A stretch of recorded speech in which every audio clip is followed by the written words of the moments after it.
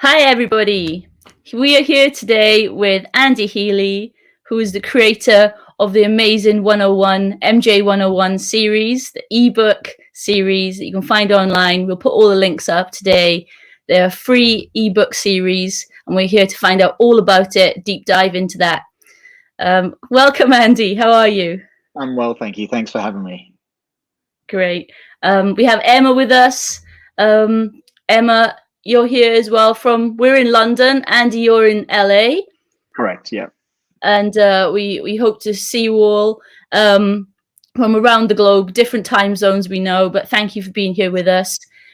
We have lots of questions for you, Andy. First of all, could you take us back to when your interest in Michael Jackson began, how it evolved and led you to creating the 101 project? Sure. So as a young kid, there was always music in my house. I had a brother who was 4 years older than me. So he was always kind of like constantly introducing music to me when I was like 5 and 6 and whatnot. And then kind of around sort of off the wall thriller era was when I alone discovered Michael Jackson, not 20 million other people. and yeah, and it was just it was almost like the first time that as a young kid I was discovering a musical artist that was mine, that wasn't a shared thing. My brother actually couldn't stand him. So it was kind of like, okay, this is what I'm gonna like latch on to. Mhm. And then was a fan ever since. And what led me to actually creating the MJ 101 series was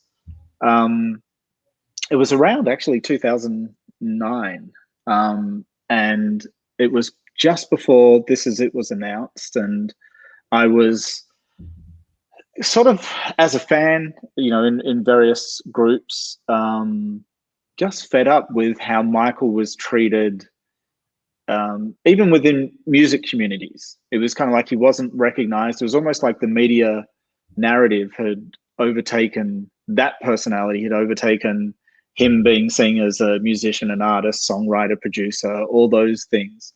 I'm also a massive Prince fan, and you kind of, you saw the imbalance between the two there. Um, so I was like, oh, okay, well, with my friends, I would always be, compiling, best of, like, what's your best this, what's your best that, always having those discussions. And so I thought, oh, okay, well, let me see if I enjoy writing. So let me see if I can, do something that starts discussions around Michael's best stuff. So I started working on that. Then This Is It got announced. And then unfortunately, Michael passed. And at that stage, I kind of like just shelved it because I didn't want to be seen as sort of, trying to take advantage or trying to, exploit anything. So I just thought, I'll let it be for the moment. And it almost felt like at that stage, unfortunately, too late, but people were in the wider mass community were kind of like discovering Michael as the artist again. It was kind of like all the tabloid stuff got forgotten, and the focus was put back on the music. So I thought, okay, well, maybe that's kind of done. And then, the thought just kept occurring with me, and I saw, Joe Vogel's book came out, and I was really impressed with that. And it kind of just piqued my interest again in kind of doing something from a fan point of view. So that's when I kind of really dug into sort of completing The Greatest Songs, which was the first one.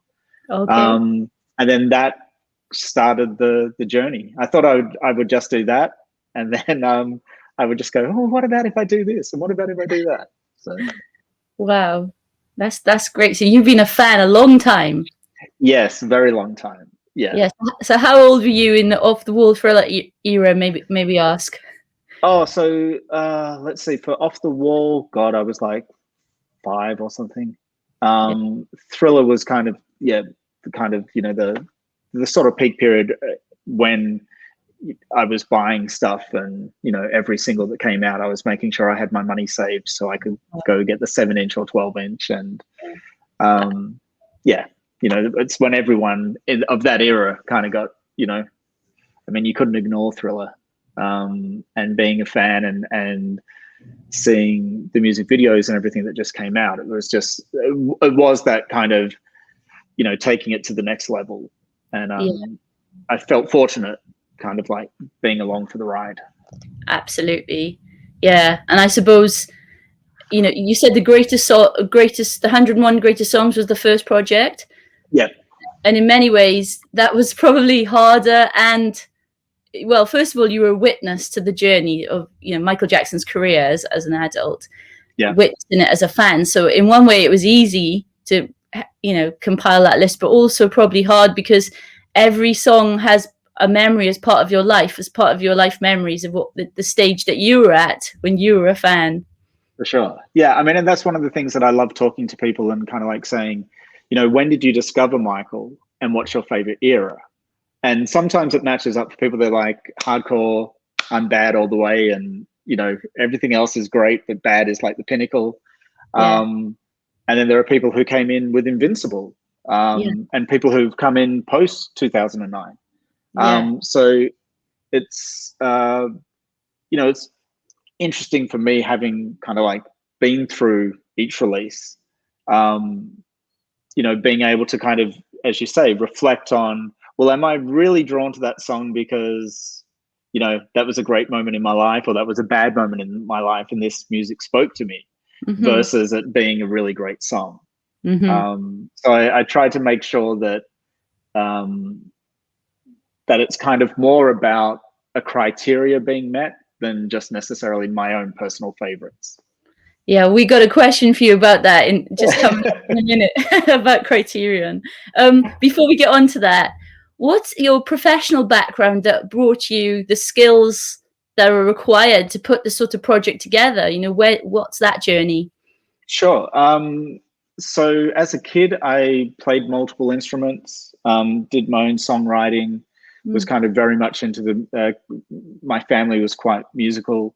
Um, I then sort of, you know, discovered the joy of writing and would write short stories and kind of mini plays. And I actually remember I wrote a whole, um, I guess now it'd be like a jukebox musical, but all around the Thriller album, kind of like this wow, story of these characters, and it was like from the whole every track. And wow, um, I don't know if it was any good, but I enjoyed doing it.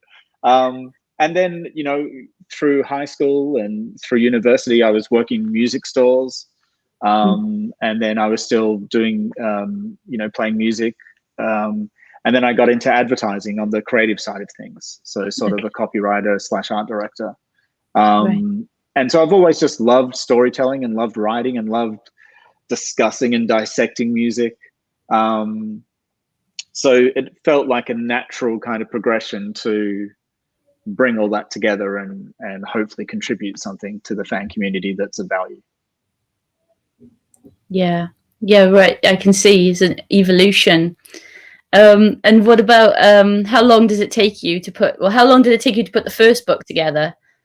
And have Well, you got yeah, faster? I have. Sorry, Have you got faster with each project? not really.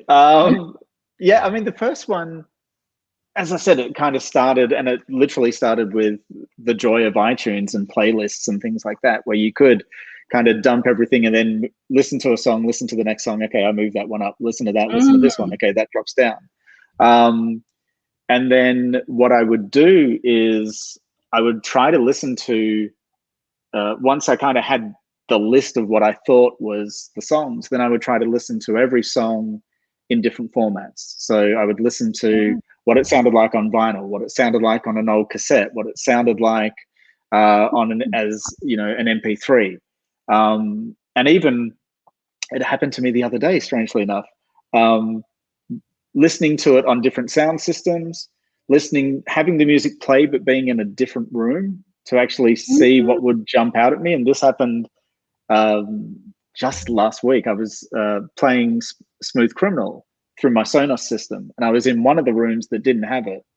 And like a wood block kind of percussive sound jumped out above everything else. And I was like, is ooh, this a remix I've never heard? Or like, it was the most bizarre thing. And I think it is when you just tune into different sounds, you can really discover the breadth and depth of the music. So, um, so that was kind of like the starting process, and that was probably the longest, apart from maybe Invincible. That was probably the longest because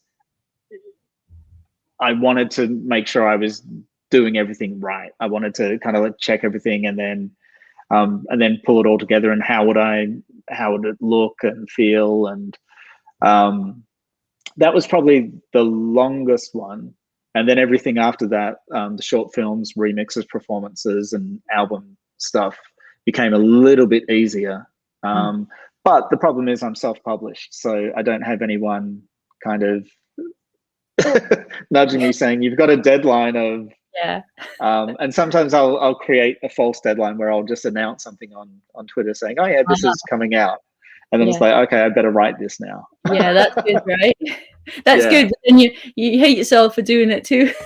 Yeah, and look, and Invincible's actually it's coming out, I promise.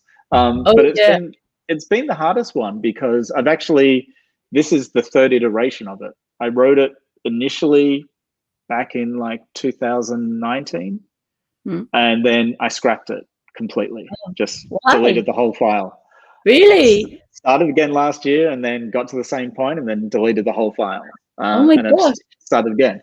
And the reason for that is, as an album, I have a lot of criticism of the album, with sequencing and run times and things like that. And I found that I was putting too much of my own sense of, and it wasn't until more recently when Invincible to me is a great album of a collection of individual songs that if I just listen to that song by itself, I actually really enjoy. But if I'm listening to it as a journey, I kind of feel like the sequencing's off. And it took me a while to discover and almost like crack the code of Invincible and why I could now start to really appreciate it. And I kind of go into that journey a little bit in the forward to the Invincible ebook that will be coming out. But I really need to read this then. I really need to read that about the journey. Yeah, I appreciate what you said. Yeah. Wow. So let's get on to the criteria then. So sure. People want to know, how do you begin to even create lists with Michael Jackson's catalog? It's so big. Do you work out what the criteria needs to be and then go with that, or is it not really about the order? For example, in the greatest songs, not so much the order or the performances, but it's about which ones make the list. And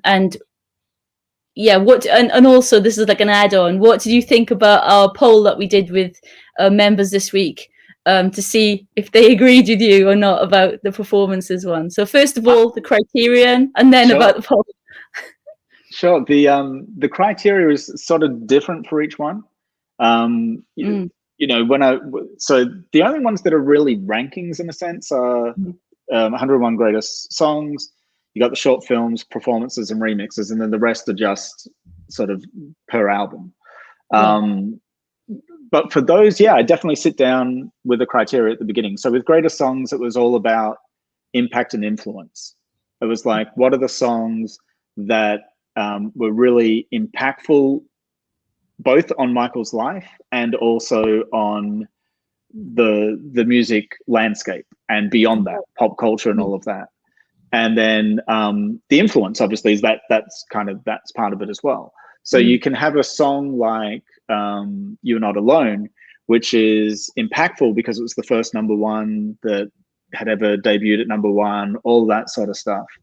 But for me, as a song, is it up there with some of the other tracks? And so it would start to kind of, as I said, I would, literally dump everything in and then just start moving stuff up. And then when I got to 101, someone actually said to me, what was track 102? Which I thought was a fantastic question.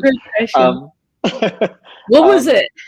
I'm trying to remember. I was like, honestly, I know I've got, actually not on this computer, on one of my previous computers, I've got the original kind of playlist. And so I've kind of like got the mark of where the 101 was. I'm trying to think what 102 was. I can't remember if I call out. If you can't remember, then that's a question we're going to ask everybody to be interactive. We're going to ask everybody who's viewing or viewing later, what do you think 102 should be or was? And then we'll Yeah, see if they were right. Let's see how intuitive we all are yeah. with you. And look, the whole purpose really was not to be like the definitive list. I don't think you can ever have a definitive list. But what I was trying to do was encourage people to focus back on the music and encourage them to sort of, okay, well, what's my own top 10 or my own top 20 or my own 100? And you think it's easy. You think, oh, yeah, okay, I can tell you my top 5 songs right now. And you rattle off and by the time you get to number 3, you're kind of going, oh, hang on, I've only got 2 spots left. And there's 10 more songs kind of vying for it. And that's what I love. I love that kind of pain. So, you know, and I'll do it occasionally on Twitter. I'll be like, okay, the MJ top 10 challenge. And it's like literally create a playlist, take a photo of it, upload it, and you can only have 10 tracks. And it does. What I love is that it does make you sort of assess, you know, okay, well, yeah, this song's definitely my top 3, but then, you know, the next part. And that was, you know, part of the joy and the challenge of 101 when you've got that breadth. You know, how do you really, you know, for all time, where does that land in something? Where does Gone Too Soon? Where does Speechless, which I don't think actually made the list, and a lot of people called me out on that. You know, and now since we've had, you know, the Escape album and other unreleased stuff sort of see the light of day, I need to go back and start including, you know, what would I include from those of the original recordings? What would I include in those?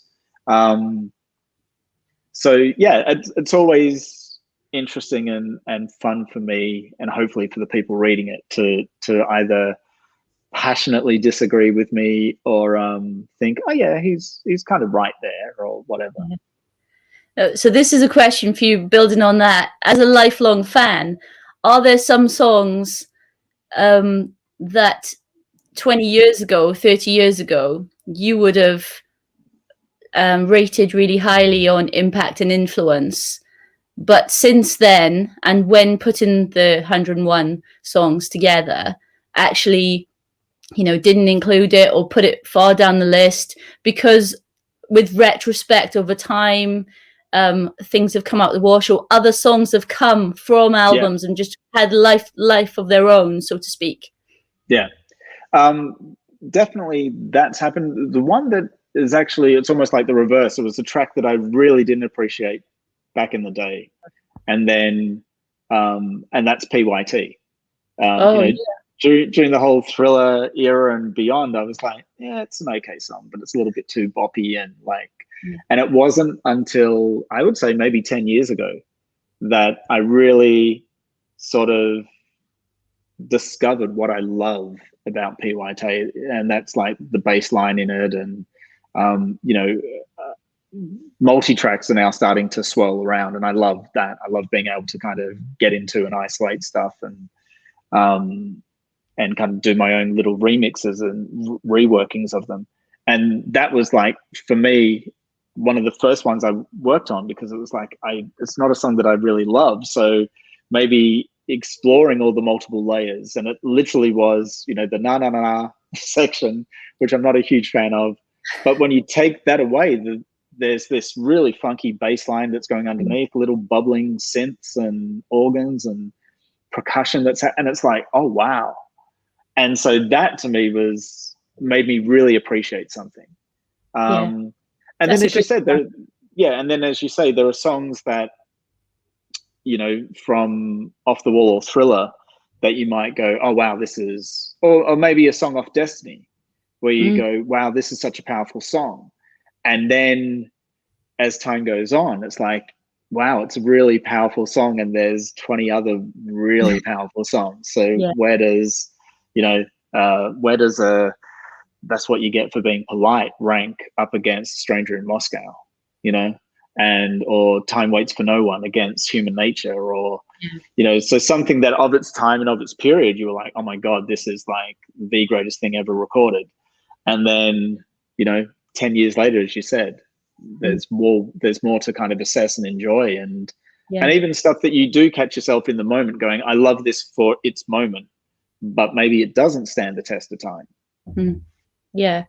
Yeah, and there's other songs that have almost two lives, like They Don't Care About Us. Yeah. You know, so we appreciated it in '96 when it was released, I think, and I think in the UK anyway, it got to number 4.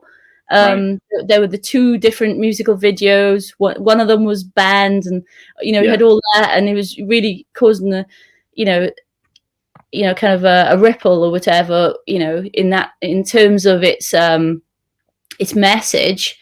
But then Black Lives Matter comes along and the song explodes. And then now on YouTube, They Don't Care About Us, the video is it the second most viewed under Thriller? That's, is it, or third? Maybe Billie Jean, Thriller, or They Don't Care About Us. We couldn't have guessed that would be such a big YouTube success in the last 3-4 years, Yeah. So that's another example. Yeah, I mean, and that's a perfect example of a song that was definitely powerful and had its impact and influence in its moment, but has had a potentially a greater legacy than some of the other tracks off history, because of its broader social context and its increased meaning over time, sadly. Yeah, exactly. Oh, so how do you do your research? What sources do you use? Obviously, you've got your own history because you're such a veteran fan. But what are some of the go-to books when you're doing research on Michael's music? Sure. With 101, I didn't necessarily do a lot of research in terms of looking at other books or anything like that. There's just, I think, as all of us as fans who really dig into stuff, we're reading constantly, we're reading interviews with this person, that person, so it all kind of would just stick in here. But as time came on, obviously Chris Cadman's stuff on the record, and then I mean, the Maestro collection of books are just invaluable. And what I love about them is if you're doing a project like this, or you're listening to a song and you're kind of like, oh, I want to know a little bit more about that, you can dig into that. So it's almost like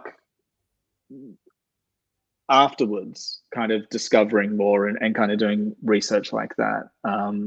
So Chris's books have been invaluable. There's obviously biographies, and Susan Fast's Dangerous is a great read. There's just so many brilliant discussions and investigations into the music now, and so they're great to kind of be able to reference and resource and hopefully give credit to. When as time's sort of progressed, I've been fortunate enough that Brad Sundberg has actually become a really good friend of mine, and have kind of met him many years ago when I first moved to LA. He was doing the seminar at Westlake Studios, so it was like, I have to just come along to this, and I ended up coming to I think they had 3 or 4, and I ended up coming to like 3 out of the 4 or something, and it was just amazing. And I've built up a really nice relationship with Brad, and attending all the seminars that I have, and been in some situations where I'm almost like the fan representative, I guess. If there's a panel discussion or something, he'll invite me up to sort of sit and talk to Matt Forger and talk to Brian Vivitz and Michael Prince and Brad Buxer and all of that, and kind of they'll all be talking in their of the moment reflections, and then I'm kind of like at the end going, oh, but what about, and sometimes I'll mention something and they'll be like, how do you even know that?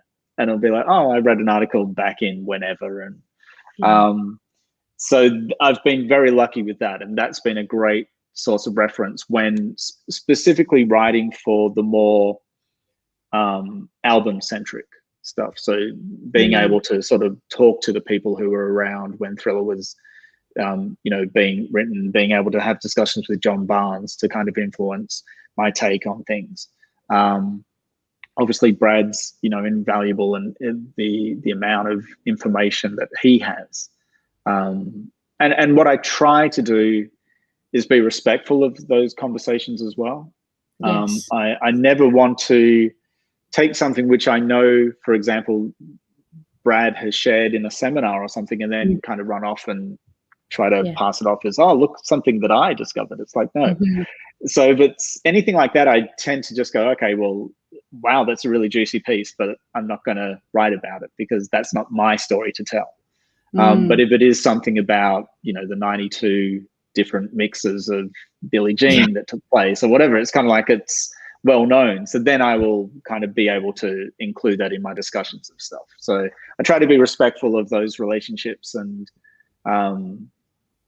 you know, if it's a broader story that people are aware of, then kind of include that in some commentary, I guess. Wow, that's really interesting. And actually that answers Sherry, one of our moderators, asked the question, you know, did you interview with anybody who worked directly with Michael on his album? She asked that question.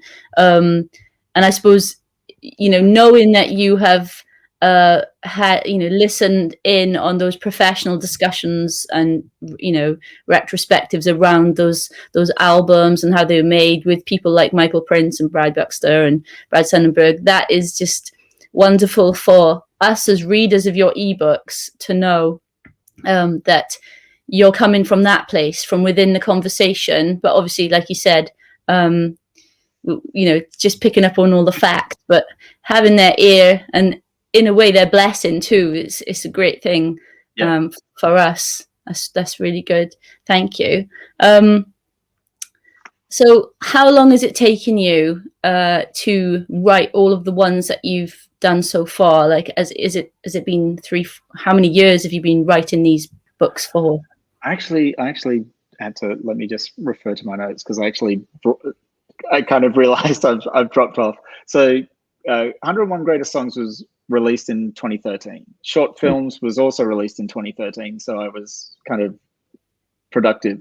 Remixes came out in 2014, History 2015, Performances 2015, Off the Wall and Dangerous in 2016, Bad 2017, Thriller 2018, and then nothing since. And I've got here Invincible 2019 scrapped, 2020 scrapped. So it's kind of been, you know, that's sort of the period of time I've been working on these things. And a lot of time it is, you know, so for History, it was coming up to the 25th anniversary. So it was like, oh, okay, I want to, or 20th anniversary. So it was like, okay, I want to work on that. For Off the Wall, it was around the 30th anniversary. So I try to know that the focus is going to be back on it. And hopefully, again, just start a conversation that's focused back on the artistry in my small way. Yeah. Sherry also wants to know, you know, did you have a favorite that you know, to write? Did you have a most enjoyable, most interesting to write? Okay, so my favorite one was probably the 101 Greatest Songs, because I had no pressure. Like, not that there's pressure now, but no one was expecting anything from me, so I could just do it the pace I wanted, do it how I wanted. And then that was kind of like, and it was the first one to kind of to give away and say, okay, I'll put it out. Let's see if anyone enjoys it. And then that was probably the most interesting, either that or actually the short films, because by that stage I'd written a lot about the music. And so it was interesting to kind of change the mindset of, okay, well, Michael's also a brilliant visual artist and worked with some amazing people. So how can it becomes less about, oh, this is a great song, and becomes more about, this is a great visual representation or a great narrative or a great experience to have watching and listening to something. It kind of takes it to the next level. Yeah, definitely. What made you give them away for free and decide that this was going to be a free project? You know, I have joked with people before. They said, oh, you should sell these, and it's like, yeah, if I sold them, that I'd probably have sales of one. and I'd have to thank my No mum for way. that. But No way. as I said, it started out, the intent was just to get the focus back on Michael's music Yeah. and artistry, and I wanted to start discussions. I didn't Mm. want to be like the be all end all, here is the definitive list, but I wanted Mm. to be something that started. And I thought the easiest way to do that would be to create it as an ebook, put it up online. Hopefully people can discover it and download it, and then it's theirs. Yeah. And that was kind of like the start point of it. And then I just wanted to be true to that Yeah. all the way. There is part of me that would love to compile them all into and print them up and have it be Mm. a beautiful book. But it's not an avenue that I'm overly interested in terms of. I mean, there's so many much better books out there, like Oh, physical books to get and have and reference. So, I, I enjoy the fact that, and also to try to make it. I mean, as much as I love, holding a good book in my hands and that tactile experience, which you guys all know about. yeah. But there was something about trying to make it that if you were, somewhere and you had it on your iPad or you had it on your iPhone or whatever, you could just kind of pull it up and, Yeah. quickly scroll through stuff. And I guess it's just trying to make a small contribution into the discussion, and making them free, I thought, was the easiest way to do that. Yeah. Well, we at the book club think that it's a fantastic contribution to the, the serious musical journalism that, as you said at the beginning, was extremely sparse for most of Michael's life, which is a huge, we could dwell on the fact that it's a huge pity that he didn't get to appreciate these wonderful analyses that have come about since his passing. He got to roll his eyes at the junk instead that was written, even in serious magazines, music magazines. He didn't get the respect that he deserved. But we think it's a wonderful contribution, and the fact that it is free, it's almost activism too. It's fan activism that it's free, so we really appreciate that side of it. We also appreciate that because it's accessible, those that are non-fans who would not bother to pay for a book on Michael Jackson can read it for themselves, and they have all of that amazing kind of knowledge and analysis that you've put together for free at their fingertips. And the other thing is that young people who can't afford to buy books yet, they're still young, they're in school, they're learning, they have access to that. Us as older fans and older readers, we love collecting our books and showing off our collections. But we have the means to. When I was 20, I was around 20 in the Invincible era, and it took all our money just to buy the album. So we really appreciate that the books are free, and we don't think the fact that they're free devalue them in any way. In fact, we think that it's music, it's activism that you've done that, and we just want to tell you that to your face so that you knew. We appreciate it. That's very sweet of you, and I appreciate that. Thank you. But also, I would add that amongst the avid collectors, I don't just speak for myself.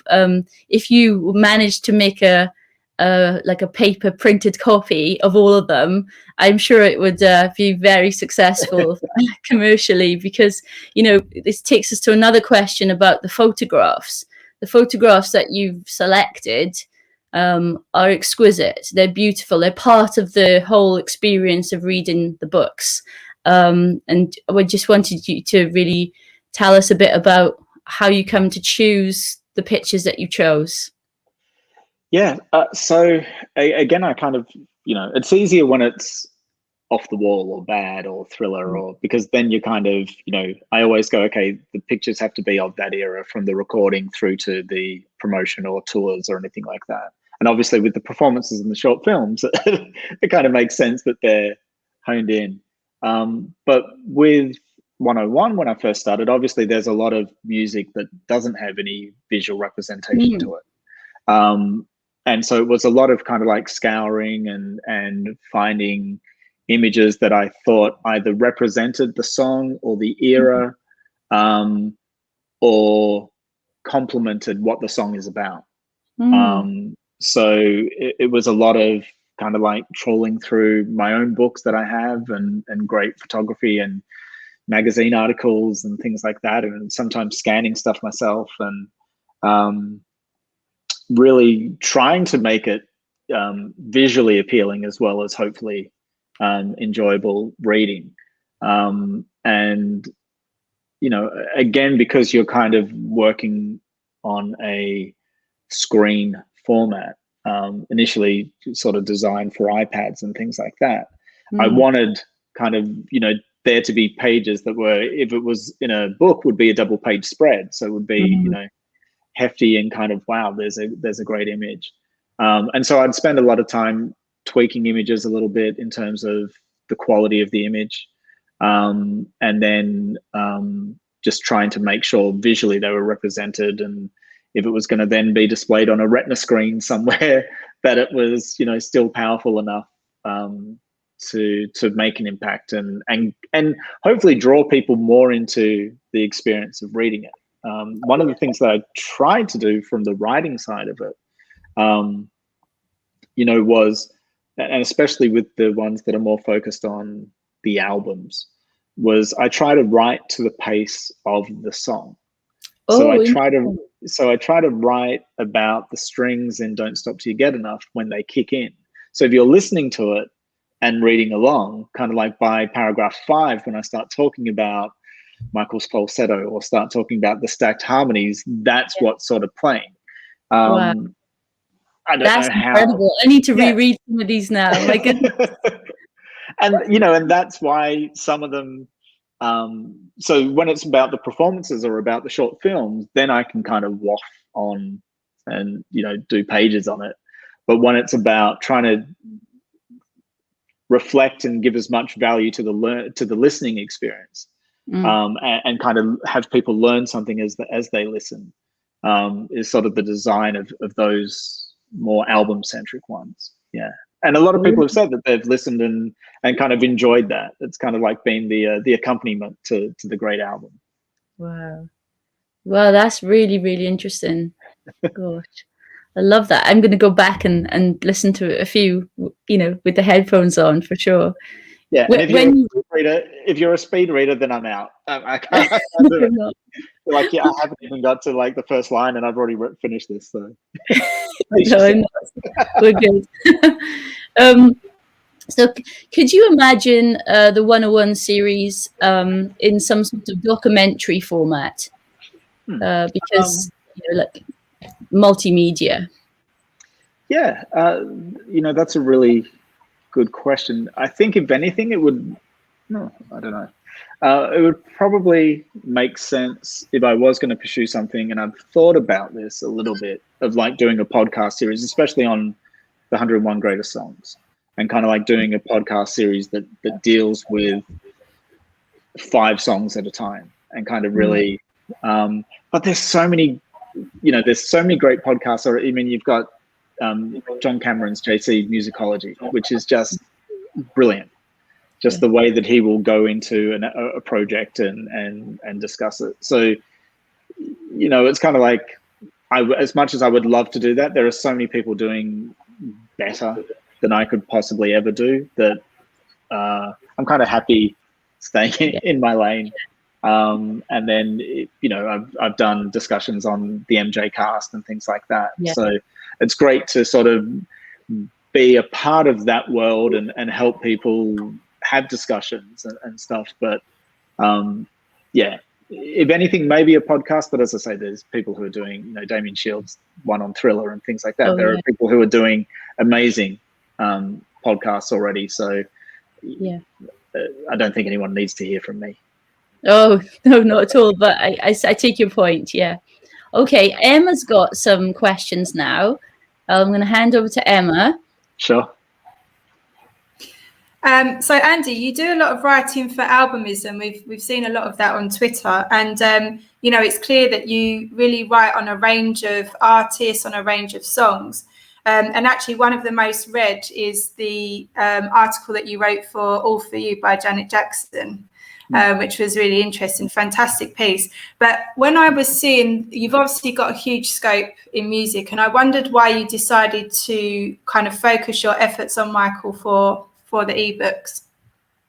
Really great question. Again, I think it goes back to kind of Michael. You know, for me growing up, my trinity of musicians or artists was Michael, Prince, and Janet. It was kind of like, you know, they were the people who I mean, you know, I loved everything from Living Colour and Depeche Mode and a whole lot of, you know, I love all kinds of music, mostly. But yeah, they were kind of like my three kind of key passion artists. And I think because Michael was like one of my earliest discoveries as an independent kind of listener, following his journey and kind of seeing how, as I said, you would have a discussion, you would read, okay, so a perfect example is Dangerous came out in 91 and Prince's Diamonds and Pearls came out within a couple of weeks, if not months of each other. And the reviews for Michael's would always talk about his personal life before it got to the music.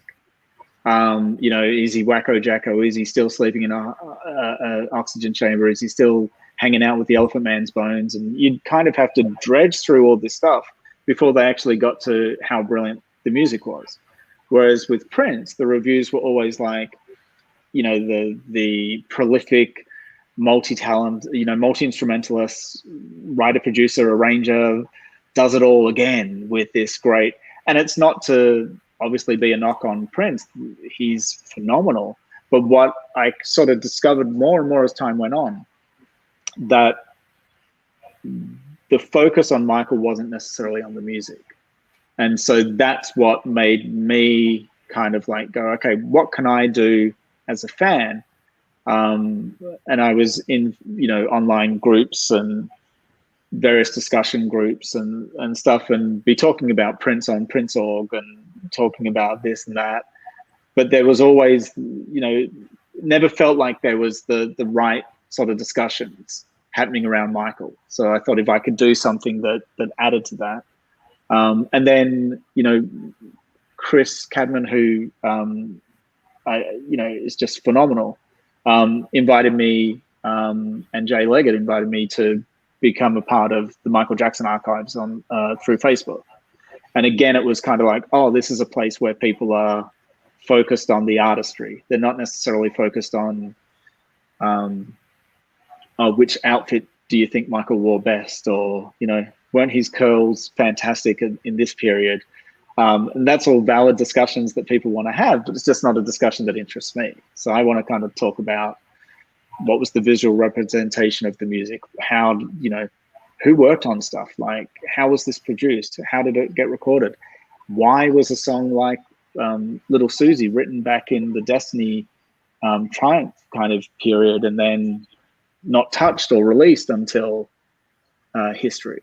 You know, why is that? What is that journey? They're the kind of discussions that light me up personally.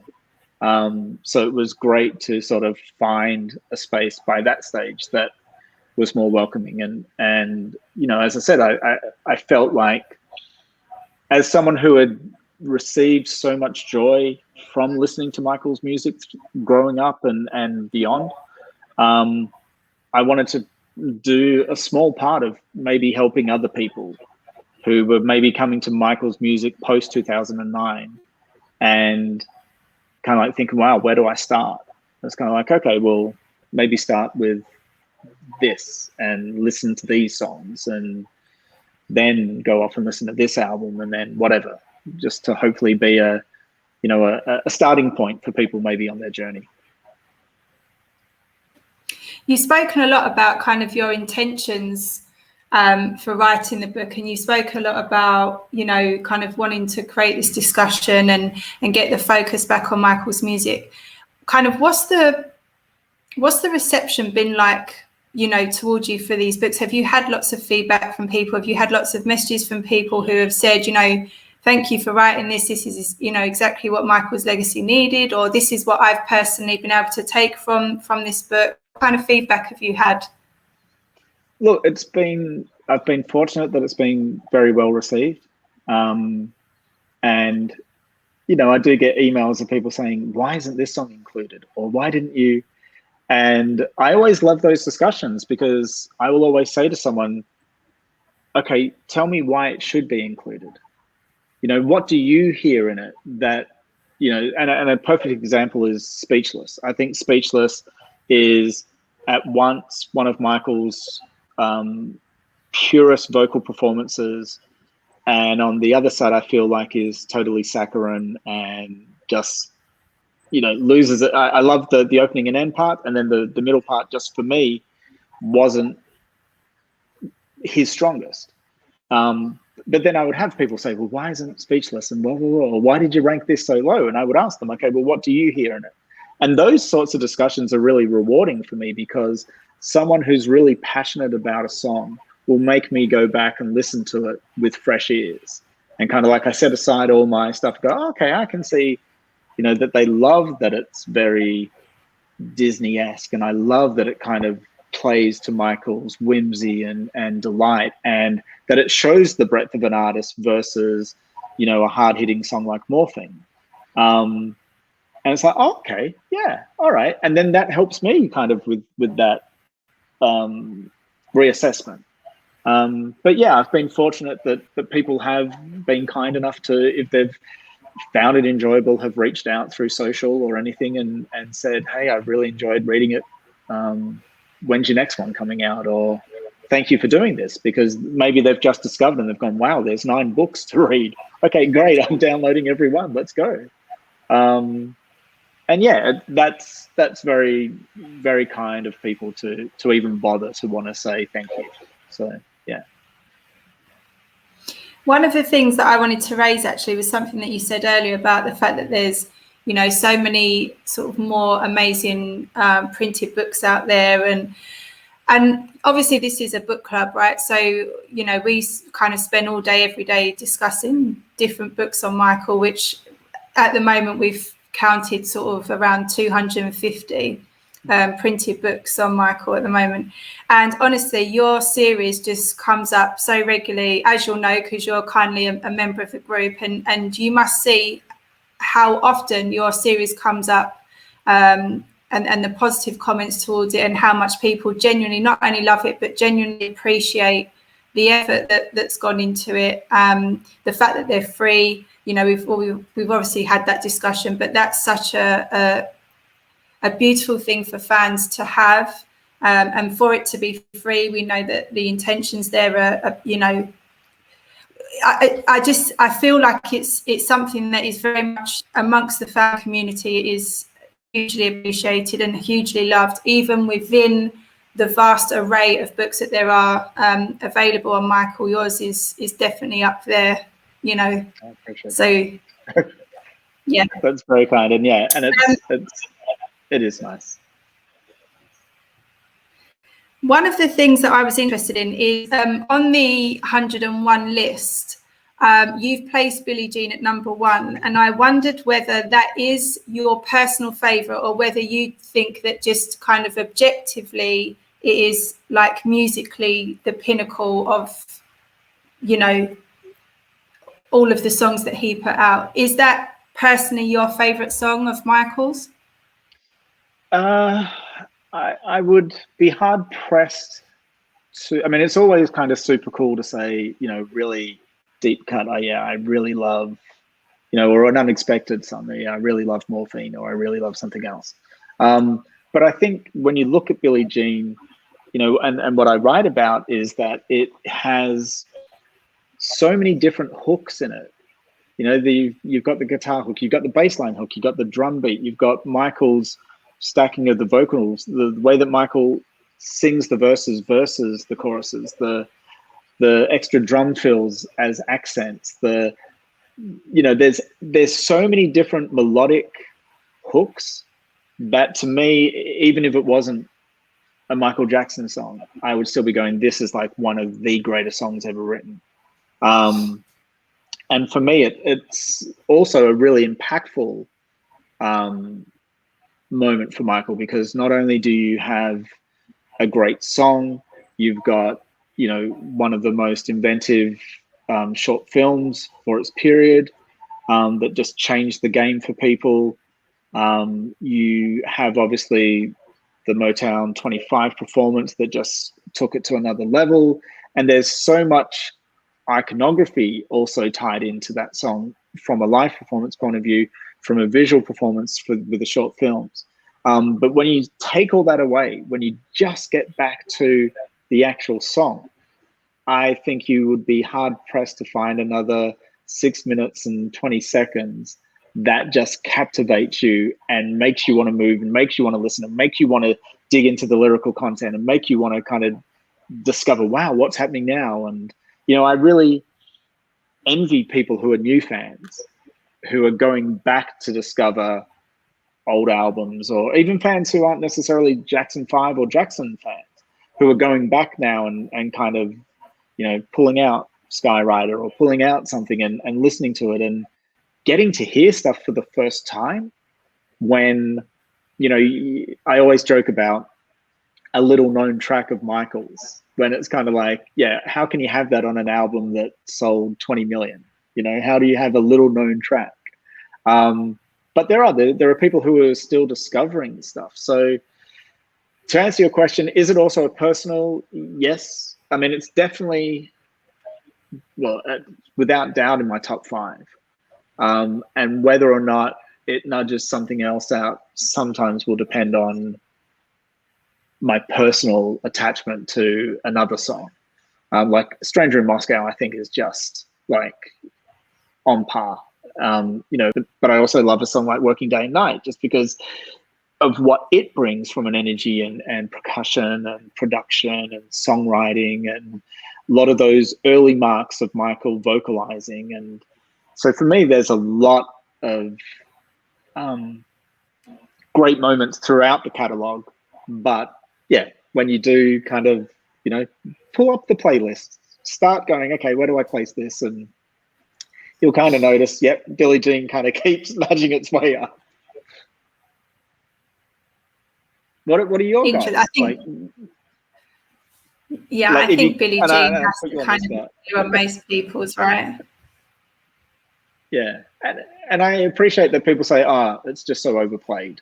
And it's like, okay, but if you can take that away from it, just listen to the song. But then, yeah. Billie Jean's definitely my top 5 for all of the reasons you just said, but I couldn't say them like you say them. But yes, Earth Song is another one that is just exquisite to me as a piece of art. You know, to think that, you know, Joe Vogel can write a whole book on a song tells you a lot about that song. So yeah, and the fact that it really has no chorus. There is no sing along. This is, you know, moment to it, like a Billie Jean, or like The Way You Make Me Feel, where you've got the kind of like great chorus. There isn't really that in Earth Song. And it's one of for a number 1 hit, it's very unconventional. And that's one of the other things about, you know, Michael's success always seems to belittle the importance and the innovation that he had. That a song like Earth Song can get to number 1. If it was by any other artist, it would probably be lauded a lot more. But because it's by Michael Jackson, and everyone's like, yeah, but it's Michael Jackson, of course it's going to be a number 1 hit. You know, that's like saying, well, that's a Picasso, of course it's going to be a great painting.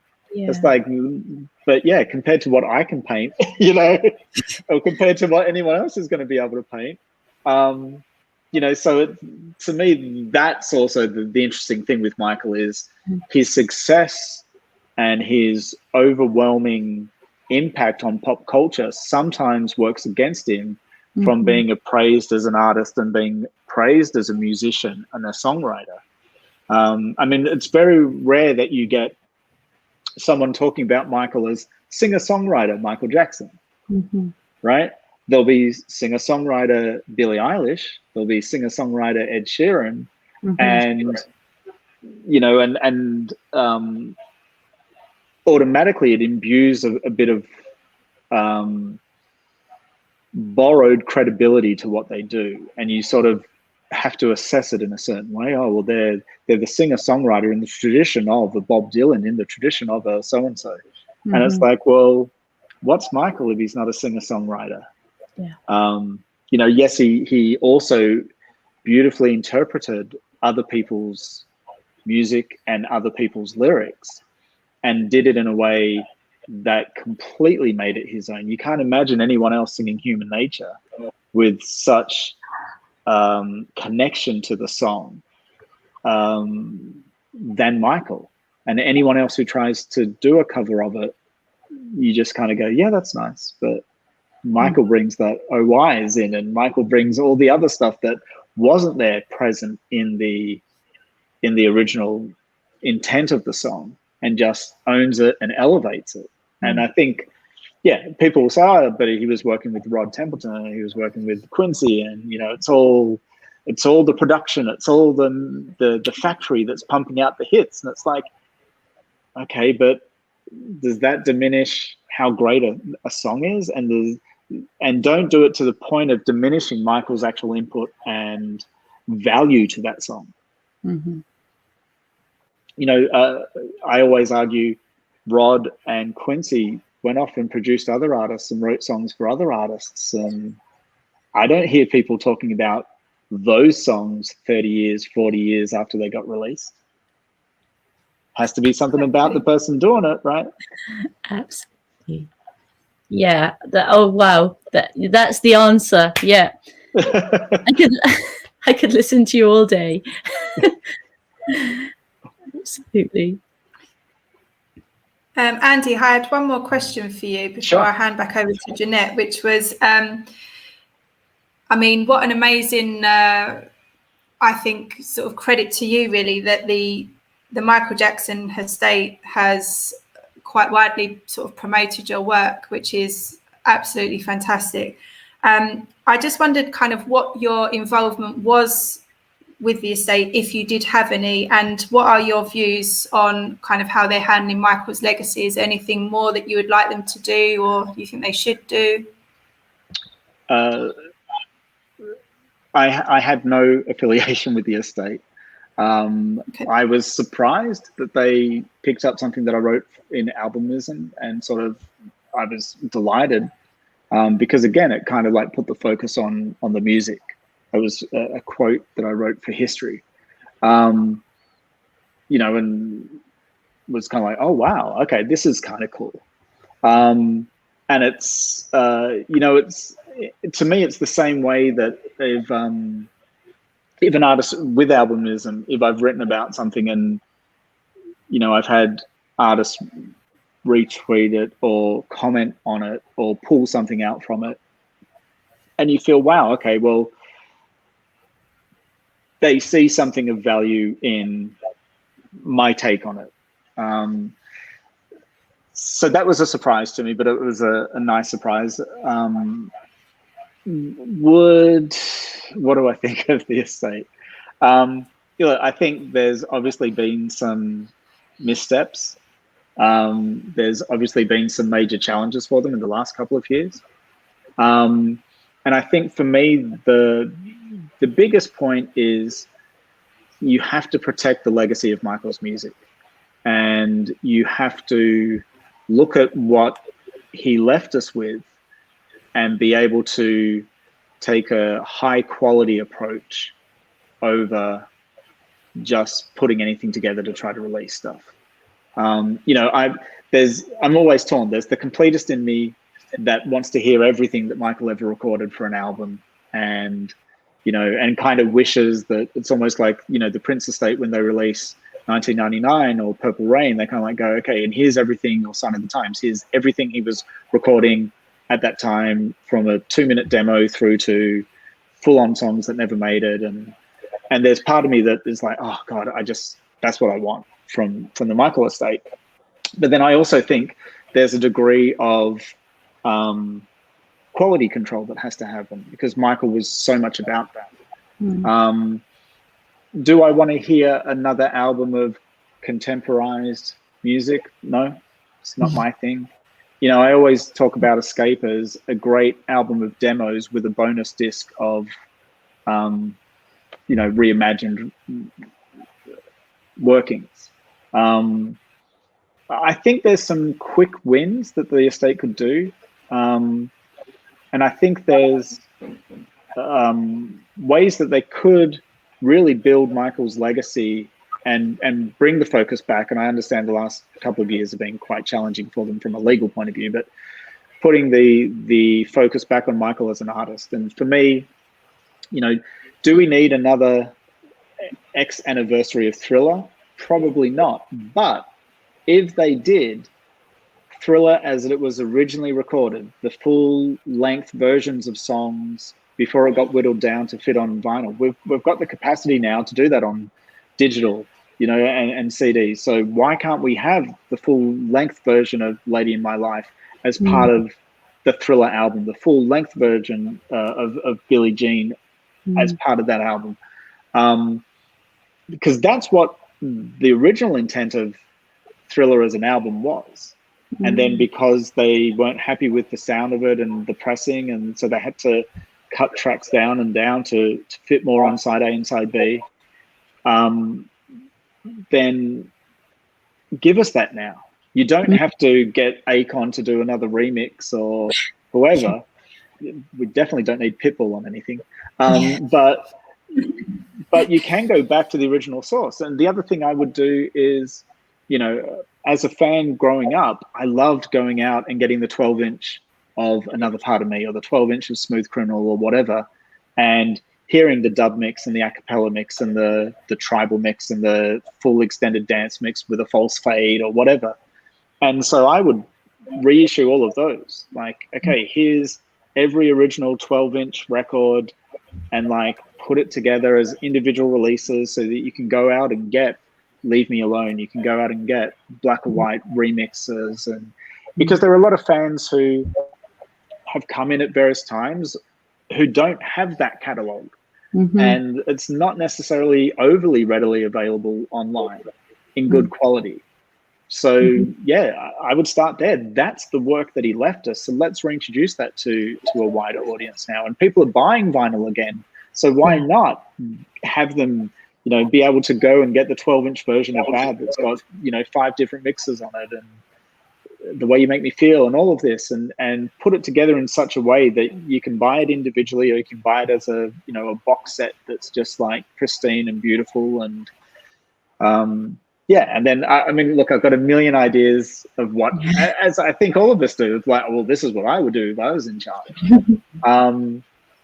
And, you know, and I think, unfortunately, the fan community, well, it's not unfortunate, but the fan community is so passionate about their own relation to Michael that there are some people who are saying, if Michael didn't sign off on it and it didn't see the light of day, it should never see the light of day. And I really respect and appreciate that.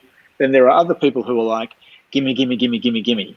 And I kind of understand and appreciate that. And so for me, it's more about what does the next venture that they're going to do, how does it help contribute to the legacy of Michael? You know, Michael is an artist who is going to be around, regardless. You know, if the estate never did anything again, Michael's music will still be around. It's just their job, and I love that Prince is now involved with the estate, because I think it's their job to protect the legacy and ensure that it continues, and ensure that the right discussions are being had, which is of Michael being, you know, an amazing songwriter, producer, performer, visual artist. You know, we have to focus on those things and kind of elevate that, in my opinion. Fascinating. Yeah, and there's a lot of love for what you're saying from the comments I'm reading. Absolutely. Right, so we've got a few more member questions that came up in the post this week. The first one is from Nixie Camadan. She asks, from your research when you were doing Off the Wall and Thriller projects, did you find out why Michael Jackson decided to put "Wanna Be Starting Something" on Thriller instead of Off the Wall? Very specific question, so testing you there. And I first of all, I don't know the answer. I mean, that would be something I would love to have, people who were in that session kind of talk to, because even though Michael may have written it at that time, doesn't necessarily mean that it was presented as a possible track. He didn't present Beat It until Quincy was kind of like, I know you've got something else. What else have you got, kind of thing. So I would love to know from Quincy, was it even presented? Did he even hear of it at that stage? Or was it something that Michael was doing off at Havenhurst and kind of tinkering away with, and he himself didn't feel was ready? I mean, I would love to know what it would have sounded like in the scope of Off the Wall and Off the Wall's production style. But to me, it very much lives in the Thriller, on the Thriller album, and in that era. I honestly don't know. I wish I did, because it would satisfy a question I've asked as well. As soon as I kind of, as soon as we read that in Moonwalk, it was like, well, what? Okay, but straight away we're like, okay, where does it exist? Does it exist? How did it sound? What did it do? So sadly, I don't have the answer to that.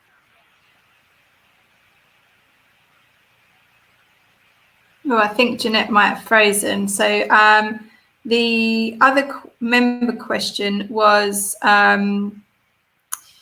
so it's from Sherry, and she says, can you please clarify this about Thriller? Recording sessions would last until November 8th of that year and would see the team whittle down a collection of 30 songs, since inflated to numbers in the hundreds by Jones, to the final 9 that would make up the album. So finish quote. And Sherry said, I've heard others besides Quincy say that it began with reviewing hundreds of songs as well. What were the 30 songs?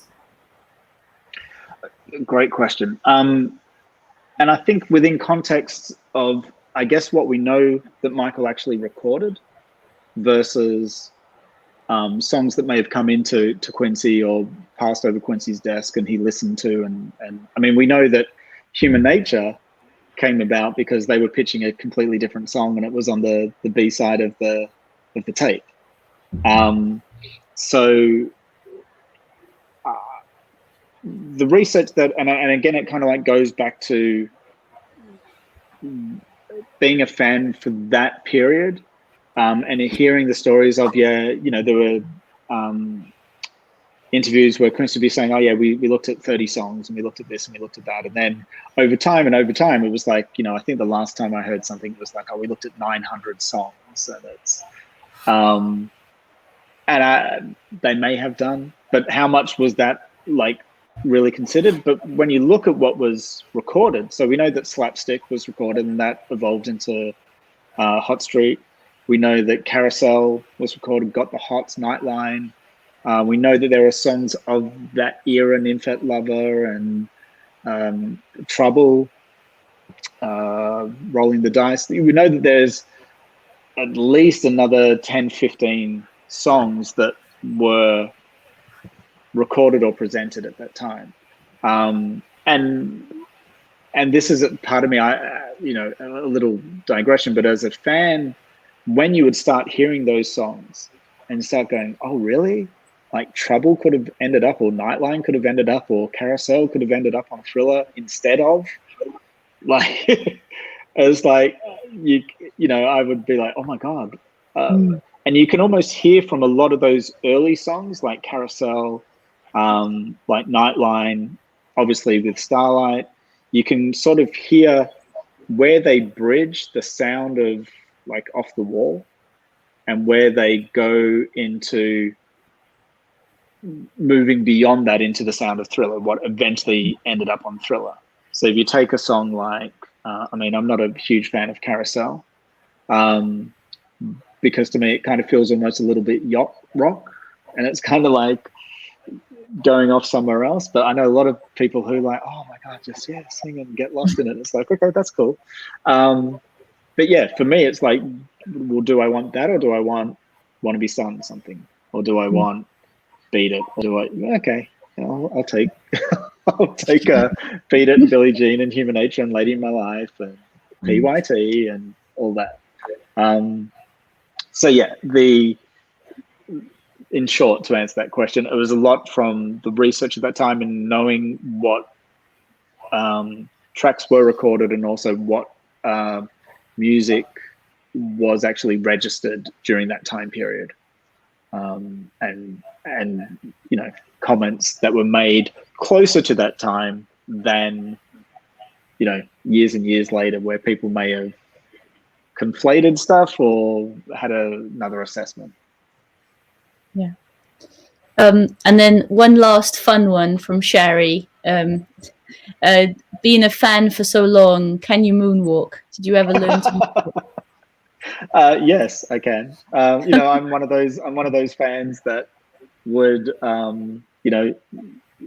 the new short film would come out or any live performance, and you'd kind of have it on the video, and he's standing, he'd be like, okay, that's what I got to do.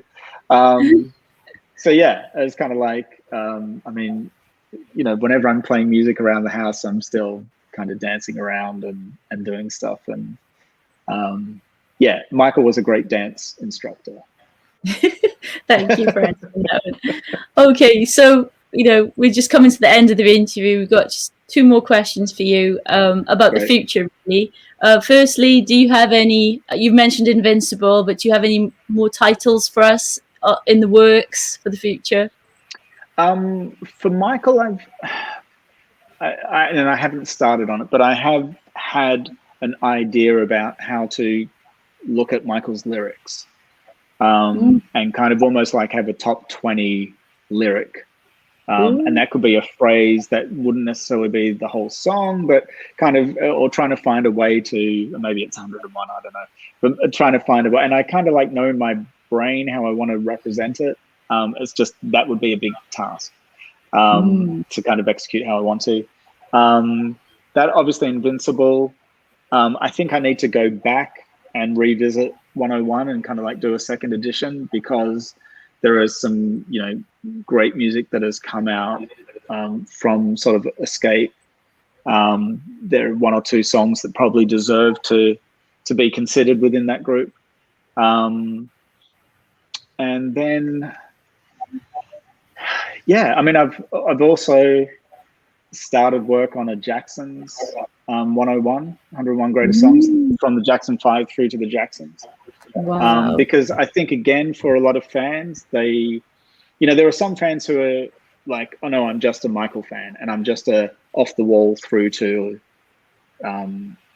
Invincible plus sort of those solo albums. That's the fan I am, and it's like, great. But then there are also people who maybe are coming new, and they don't necessarily realize, there were a couple of, they might know I Want You Back, ABC, The Love You Save, I'll Be There, because Michael did them in concert, but they don't necessarily know other deep cuts from the Jackson 5 era or the Jacksons. And again, it's just a fun kind of way to keep me entertained of like, okay, well, where would I place the things I do for you versus Skywriter or Looking Through the Windows, or where do I place all of that? And then I've also started work on a Janet 101. Oh, wow. Because again, I feel like Janet's another artist who, deserves more props than she gets. And I've begun work on a Prince 101 because there's just so much great Prince music, and I'm a huge Prince fan. But I don't know if I'm necessarily the right person to write that. So I'm kind of, I like the idea of broadening what I'm writing about in the 101 series beyond just Michael. But I mean, they clearly take me a while. So yeah, I don't know. We'll see how we go. And if there's, I've looked at stuff like duets and like stuff that he's been featured on and things like that. Like, what are the best You know, could there be something around those? And yeah, but I don't want to end up being kind of like the playlist of Hero Michael's 20 best love songs and Hero Michael's 20 best, you know. I don't want to kind of devolve myself into that point. But yeah, look, I don't know. Cut to 6 months' time when I'm like, hey, MJ101 love songs. Oh my goodness. Well, the Jacksons and the Jackson 5 sounds like an amazing project. There'll be so much love for that. And like, there's a lot of need for that because, you know, Chris Cadman's done a lot of work, obviously, in bringing the two catalogs together so that, you know, fans can read it as a whole, which is very difficult without those books, really. But that would be wonderful to have as part of the 101 series. And the Janet one sounds fantastic. You know, I'm guilty of not having done enough research into Janet. And there lies the educative value of the 101 series you've created, Andy, because I know that if I went to a Janet 101 that you'd created, I would get that, you know, instant in-depth research into which tracks I should be listening to get a real feel for the artist, a real 360. So yeah, wonderful. And look, and I think sometimes you know, people feel like if they are a Michael fan, then they have to be a Janet and a Jermaine and a Latoya fan or whatever it is. And I don't necessarily subscribe to that. I kind of say if they're doing great music, then yeah, I'll listen to it. And more often than not, they are. But it is, you know, as I said, growing up, it was Prince, Michael, and Janet for me. They were kind of like the three, from a solo artist point of view, they were the three for me. You know, and so I feel like I can tap into appreciating that. And, you know, my work on albumism kind of explores everybody else that I kind of love. And I get to kind of write little mini retrospectives on those albums. So yeah, just look, as long as as I said from the beginning, you know, I'm just trying to start a conversation. And if it does start a conversation or it starts a journey of discovery for someone, then, you know, okay, I've contributed something. So that's nice, I think. Well, you absolutely have. And, you know, there's a lot of love, obviously, in the book club for what you've done. So a big thank you for that. And thank you for being with us this evening in Europe and this, well, midday in LA. Looks so sunny there. It's so nice and sunny. But thank you very much for being with us and for being an active member of the book club. We love all your wisdom and comments you bring. So no, thank you. I really appreciate it. And thank you guys for having the book club in the first place, because, you know, for someone like myself who loves to sort of read everything I can on Michael, good, bad, and indifferent, when I learned that, oh, I didn't even know that book was out, or I didn't even know that was being, it's always great. And I think you've built a community of people who are rightfully passionate about getting the right story of Michael out, and people who can give you a really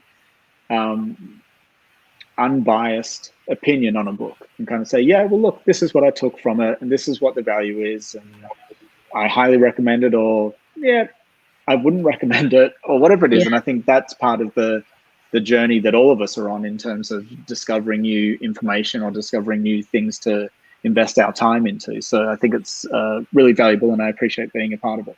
So thank you. Yeah, thank you. You know, and in this day and age, that's the way we need to do things as critical readers and listeners. We have to discuss together in that sort of democratic forum, and that's definitely what we're about. And you know, the members make up the community, as you say, and all of them bring so much. And absolutely wonderful when, you know, content creators, journalists as yourself are part of that. So thank you. My pleasure. Thank you. And thank you everybody for joining us, and we'll see you soon. Thank you very much.